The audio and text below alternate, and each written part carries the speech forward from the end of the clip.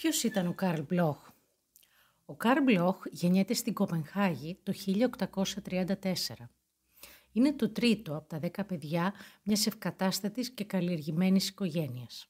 Ο πατέρας του ήταν έμπορος και κάποια από τα αδέλφια του έγιναν γιατροί και δικηγόροι.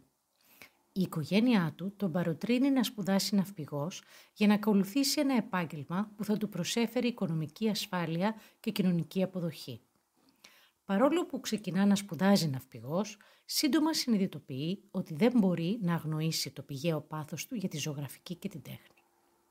Εγκαταλείπει τις σπουδές του και στο διάστημα 1849-1853 ξεκινά σπουδές σχεδίου και ζωγραφικής στην Ακαδημία Καλών Τεχνών της Κοπενχάγης υπό την επίβλεψη του Βίλχελμ Μάρστραντ, σημαντικού ακαδημαϊκού ζωγράφου της εποχής.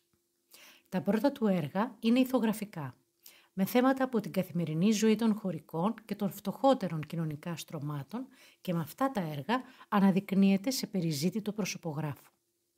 Το 1859, σε ηλικία 25 ετών, παίρνει υποτροφία από την Ακαδημία Καλών Τεχνών της Κοπενχάγης. Ταξιδεύει στη Γαλλία και την Ολλανδία, όπου γνωρίζει το έργο του Ρέμπραντ και επηρεάζεται από αυτό.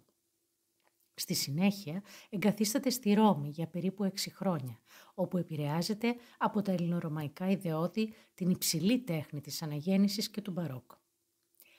Το 1864, και ενώ βρίσκεται στη Ρώμη, δέχεται παραγγελία από τον Γεώργιο τον Πρώτο, ο οποίος έχει μόλις τευθεί βασιλέας των Ελλήνων το 1863, να δημιουργήσει ένα έργο εμπνευσμένο από τη μεγάλη κλασική παράδοση της ελληνικής αρχαιότητας. Δεν είναι τυχαίο που ο Δανός στην καταγωγή νεαρός βασιλιάς αναθέτει αυτό το έργο στον πιο διάσημο Δανό ζωγράφο της εποχής του. Και δεν είναι παράδοξο που ο Μπλοχ επιλέγει τον μύθο του Προμηθέα λιόμενου για να αποδώσει συμβολικά σημαντικά γεγονότα από την ιστορία δύο κρατών, της Δανίας και της Ελλάδας.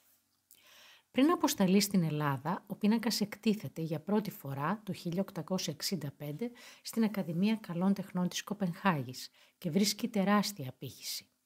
Αυτό εξηγείται από ένα ιστορικό γεγονός. Οι Δανείοι το 1864 έχουν χάσει τις επαρχίες Σλέσβικ-Χόλσταϊν στον πόλεμο με την Προυσία.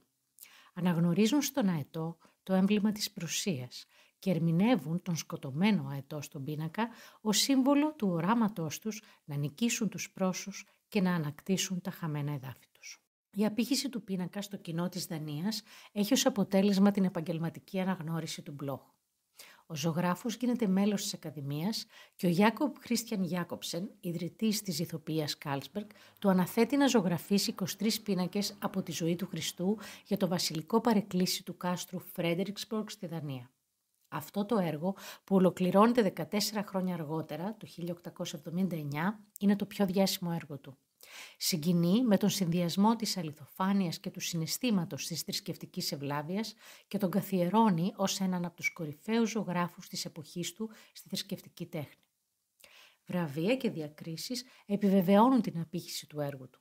Το 1878 ανακηρύσσεται υπότης της Λεγεώνας της Τιμής της Γαλλίας και το 1883 γίνεται καθηγητής στην Ακαδημία Καλών Τεχνών της Κοπενχάγης και διευθυντής της Σχολής Ζωγραφικής.